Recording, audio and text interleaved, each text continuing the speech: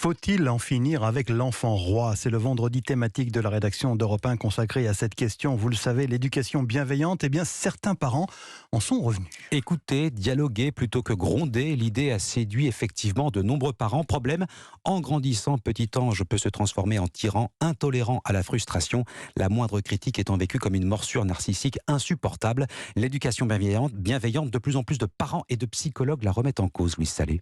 Oui, c'est le cas d'Amélie en région parisienne. Il y a 9 ans, elle adopte cette éducation dite positive avec son premier enfant. On nous avait dit c'est pas bien de leur dire non, il faut leur expliquer, ils sont à même de comprendre, etc. Super vite, on s'est rendu compte qu'on était fatigués parce qu'on était toujours obligé d'argumenter et qu'en fait ça portait pas toujours ses fruits. Et elle y renonce 2 ans plus tard. En plus, avec l'arrivée du second, moi j'en pouvais plus. On le disait une fois, on le disait 2 fois, on lui expliquait. Mais au bout d'un moment, ça devenait dangereux, ça n'allait pas. Beaucoup de parents éprouvent comme elle la nécessité de rétablir des limites. Alexandra a 4 enfants. C'est quand même un petit être un petit peu immature qui a besoin de se construire et je pense que c'est vraiment notre rôle en tant que parents. De toute façon, on vit pas dans le monde des bisounours et on est là pour les élever et dans la vraie vie. Je pense que les gens vont pas toujours leur parler avec toujours énormément de bienveillance. Un apprentissage de la vie en société également primordial pour Amélie. La chose qui nous a fait un peu réfléchir, c'est qu'on avait l'impression qu'il décidait de tout seul, comme s'il n'y avait pas de règles. Et on se disait, si on lui laisse le choix tout le temps, il va croire adulte qu'il a le choix en fait de se lever à l'heure qu'il veut pour aller travailler. Et on avait l'impression qu'on ne l'emmenait pas sur un bon chemin. Avec plus d'autorité et de fermeté maintenant, ça va mieux, mais hors de question pour ses parents